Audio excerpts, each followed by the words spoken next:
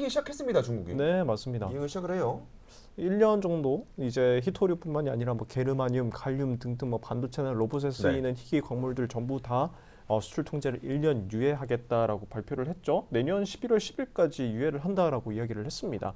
그래서 이 부분도 오늘 기술주를 중심으로 상승세를 보여주는데 아주 크게 도움을 보였죠. 그렇죠. 네. 왜냐하면 말씀해 주신 것처럼 반도체 필수적이고 특히 로봇 필수적인데 요 테슬라가 또 휴머노이드 옵티머스를 생산함에 있어서 가장 큰 방해물로 지적됐던 게 바로 히토류. 히토류 수출 통제였잖아요. 그래서 사실 테슬라가 오른다고 봐도 되죠. 네, 사실 테슬라가 오늘 개별 기업이나 종목으로 봤을 때 큰 호재는 없거든요. 오늘. 근데 이 히토류 수출 통제가 유예된 것이 확실히 테슬라에게 큰 호재로 작용하고 있습니다. 3.5% 반등을 하고 있고요.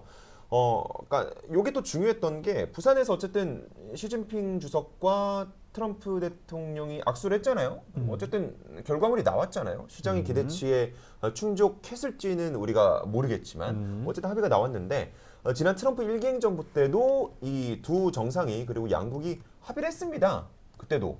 근데 그때에 합의했었던 것들은 이행이 안 됐거든요. 미국 측도 그래서 이번 이 중국과 협상하는 과정에서 굉장히 신중하게 다가갔던 게 중국이 그때 합의를 했던 걸 안 했으니까 의미가 없어졌다 이거였잖아요. 맞습니다. 그래서 굉장히 빡세게 들어갔었거든요. 근데 어쨌든 중국이 지금 또 하나오션 자회사들도 지금 풀었죠. 제재 리스트에서 풀었죠. 맞습니다. 그래서 그러한 이행을 보여주고 있기 때문에 그리고 그때 당시에는 어쨌든 코비드라는 이행을 하기 되게 어려운 조건이 있었어요. 맞아요. 지금 코비드는 없잖아요. 그래서 중국이 좀 어떻게 계속해서 보여줄지가 이 미장에도 분명히 영향이 있을 겁니다. 맞습니다. 참고해 보면 되겠습니다. 뭐 테슬라 얘기가 나온 김에 사실 테슬라 이슈가 준비가 돼 있는데 바로 하실 수 있겠어요? 해야죠. 뭐, 테슬라 해야죠. 네, 넘어가야죠. 좋습니다. 오늘 컨디션 좋아요. 좋습니다. 제가 오늘 출근할 때까지만 하더라도 숙취에 약간 힘들어했었거든요. 근데 지금은 숙취가 완전히 풀려가지고 좋아요 지금. 아주 좋습니다. 그럼 네. 바로 테슬라 이슈 넘어가 보도록 하겠습니다. 테슬라 넘어가 볼게요. 지금 미증시가 살짝 꺾이고 있습니다. 하지만 테슬라는 네. 상승률이 안 꺾이고 있거든요. 살짝이 아니고 사실 좀 많이 꺾이고 있는데 2% 넘게 나스닥이 오르다가 지금 1.59%. 까지 S&P 500도 1% 안쪽으로 네. 줄어들었기 때문에 상승률이 조금 꺾이고 있습니다. 하지만 테슬라는 지금 강해요. 빅테크는 강합니다. 테슬라 관련된 이슈들 제가 종합해서 가져와 봤습니다. 일단 중국에서 안 좋아요. 안 좋아요. 지난 10월에 한 달 동안 중국 내 차량 판매량이 전월 대비해서 2.6%, 전년 대비해서 5.1% 감소한 28,626대가 기록이 됐습니다. 2020년 이후에 최저치가 기록이 됐어요. 또 경쟁사라고 볼 수 있는 BYD 같은 경우에는 같은 달에 10월 동안 30만 대를 넘게 팔았습니다. 그러니까 이 두 기업의 차량 판매량의 격차가 조금 더 벌어지고 있는 모습이 지난 10월에 나왔다라고 말씀드릴 수 있어요. 근데 테슬라만의 문제인가라고 보면은 지난 10월 중국 자동차 시장 자체가 좀 위축됐습니다. 2023년 2월 이후에 처음으로 자동차 시장의 판매량이 전년 대비 감소했거든요. 처음으로 감소했다고 합니다. 처음으로요? 거의 2년 반 만에 처음으로 감소했어요. 그래서 뭔가 이 성장기보다는 안정기 또는 성숙기 또는 둔화기에 접어들고 있다는 분석이 중국 자동차 시장 전반에서 나타나고 있습니다. 그러니까 테슬라만 떨어지고 있는 건 아니다. 특히 전기차 보조금이 중국에서도 이제 없어졌대요. 그러니까 원래 뭐 미국 정부도 전기차, 뭐 인플레이션 감축법 해서 전기차 보조금 많이 줬지만 중국은 어마무시하게 줬거든요. 맞아요. 그것 때문에 가격 경쟁이 됐던 건데. 과잉 생산 얘기도 나왔고. 네. 근데 이제 그런 것들이 이제 꺾였습니다. 왜냐하면 중국도 이제 양보다는 질로 가자로 시진핑 주석이 이야기를 했기 때문에 그래서 특히 테슬라, 뭐 니오, 샤오펑과 같은 고급 전기차 브랜드들이 좀 많이 타격을 입었다. 이번 10월에 그러한 소식이 나타났습니다. 그래서 어쨌든 테슬라도 이러한 거시경제적인 중국 시장의 흐름을 피하지 못했다라고 정리해 볼 수 있겠는데 사실 우리가 테슬라 전기차 기업으로 봅니까? 전기차 기업이긴 하죠. 전기차 기업이긴 전기차 한데 기업인데 매출은 여전히 전기차에서 많이 나타나고 있는데 그래도 우리가 밸류에이션 평가를 할 때는 첫 번째로 보는 게 이제 로보택시, 자율주행, AI 기술 쪽으로 보지 않습니까? 맞습니다. 기술력이죠. 기술력인데 이런 썰이 나오고 있어요. 로보택시의 전용으로 설계되어 있는 차량을 텍사스 공장에서 생산 중일 수 있다는 추정이 현재 시장에서 좀 나타나고 있습니다. 그러니까 원래는 Y나 뭐 3는 핸들이 이렇게 있잖아요. 네, 그렇죠. 근데 아예 핸들이 없는? 핸들이 없는 정말 완전 생 자율주행용. 으로 가겠다. 이거는 진짜 나오면 주가 한번 크게 뛰겠네요. 크게 뛸 수 있죠. 왜냐면 그만큼 완전 자율주행 기술 FSD에 자신이 있구나. 또는 연방이나 주 단위의 인허가 문제를 많이 해결을 하고 있구나로 해석이 될 수밖에 없기 때문에 썰이 만약에 사실이라면 당연히 빅 호재일 수밖에 없습니다. 맞습니다. 근데 아직 썰이라는 점, 아직 추정이라는 점 과감하게 말씀드립니다. 여러분 단언할 수가 없습니다. 이건 네. 지금. 근데 테슬라가 지금 내부 계획이요. 2025년 말까지 1,500대 로보택시 운행하는 거였어요. 지금 2025년 말이거든요. 그러니까요. 지금이 11월 지금 1년이 끝나기가 2달도 안 남았는데. 지금 페페로데이예요. 11월 중순이에요. 맞아요. 그럼 이게 중순은 아니에요. 2025년 중순은 아니잖아요. 맞아요. 지금. 누가 봐도 말이잖아요. 1,500대 운행하는 거는 여전히 연방과 주 단위의 인허가 문제가 남아 있기 때문에 쉽지 않을 거다. 그리고 이 완전 자율주행 또 이 라이선스를 받으려면, 그러니까 이 인허가 문제를 해결하려면 최소 이 자율주행의 레벨이 레벨 4는 돼야 돼요. 레벨 4는 돼야 되는데 지금 테슬라의 FSD 같은 경우에는 2에서 3 정도로 평가가 됩니다. 그러니까 기술적인 측면에서도 여전히 조금 개선이 될 필요가 많이 남아 있다라고 말씀을 드립니다. 자, 근데 자율주행입니까? 사실 테슬라 밸류에이션 지금 구성하는 게 아니죠. 예죠. 로봇이죠. 저 친구죠. 옵티머스죠.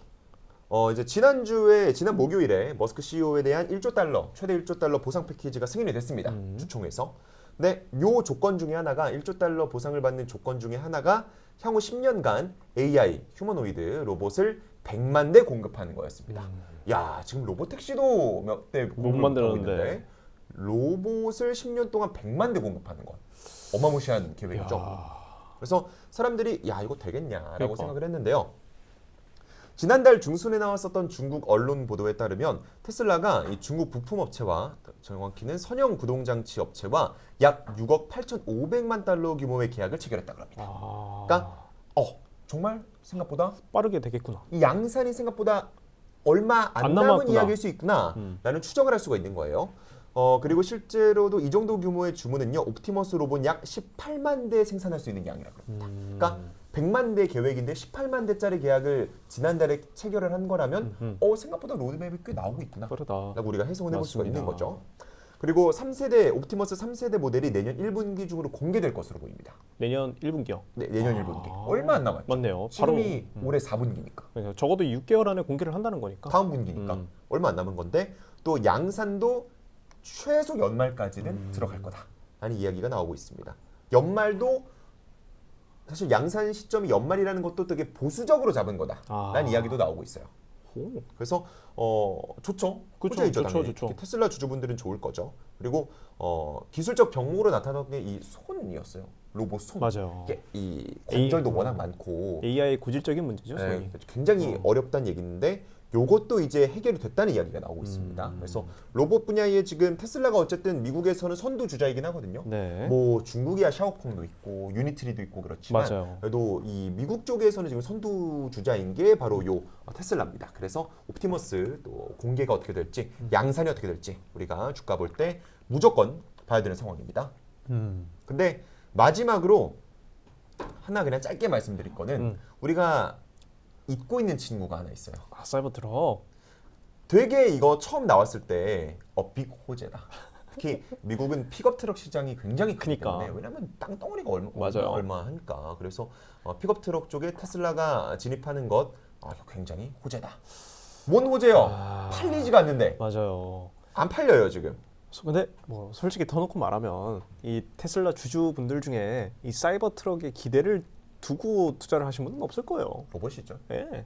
자율주행이고. 얘 사실 잘 팔리나 안 팔리나 아무도 관심 없었을 겁니다. 그냥 저 이제 비주얼이 좀 쇼킹하니까. 그러니까요. 긍정적으로든 부정적으로든 쇼킹하니까. 그리고 이름도 사이버 트럭이잖아. 멋있잖아. 뭔가 느낌 있잖아. 그래서 사람들이 그 정도로 기대를 했지 이게 실질적으로 테슬라 매출에 또 실적이 얼마나 긍정적인 기여를 할지는 미지수였던 부분이었는데 실제로 최근 들어서 이 사이버 트럭에 몇 달 동안 재고 차량에 대한 수천 달러 할인이 제공되고 있대요. 아, 그건 진짜 안 팔린다는 소리죠. 네. 그러니까 떨이하고 있다는 맞아요. 거예요 지금. 맞아, 사장님이 맞아. 미쳤어요.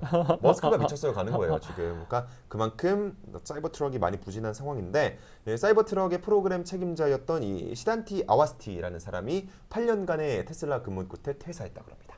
그러니까 리더십 공백까지 생긴 상황이어서 사이버 트럭 쪽으로는 더더욱이 기대해 볼 만한 부분이 좀 없는 것 같습니다. 네, 맞습니다. 자, 결론은 얘기를 하면 테슬라야 빨리 무럭무럭 건강하게 자라서 로봇 꺼내와야 된다 이거죠. 네. 옵티머스 내놔라. 내년에 빨리 공개해라. 손 막 하면서. 아니 AI로. 손이고 진짜 나발이고 네. 그냥 진짜 그 옵티머스가 앞치마 두르고 이렇게 설거지하는 모습만 보여주면 주가 바로 그냥 쏜다니까요. 그런 것도 있었어요. 그 머스크가 지난 주총에서 얘기한 내용이었는데 지난주에 샤오펑이 로봇 공개한 거 맞아요. 기억하세요? 네네. 되게 인간처럼 나와서 막 인간 이거 슈트 입고 있는 거 아니냐. 약간 불쾌한 골짜기 왔어요. 약간 아니 관절 움직이는 게 농담 안 하고 저보다 잘 움직이더라고요. 그러니까 하필 또 여성형으로 만들어가지고. 네, 그래서 어쨌든 샤오펑이 약간의 쇼킹을 줬었는데 쇼크를 줬었는데 약간 그걸 의식한 건지 주총에서 머스크가 다음 이 옵티머스 3세대 나오는 거 인간이 슈트 입은 거 아니야? 라고 착각할 정도일 거다. 라고 언급을 했습니다. 좀 핑미적 가심이긴 하다. 네.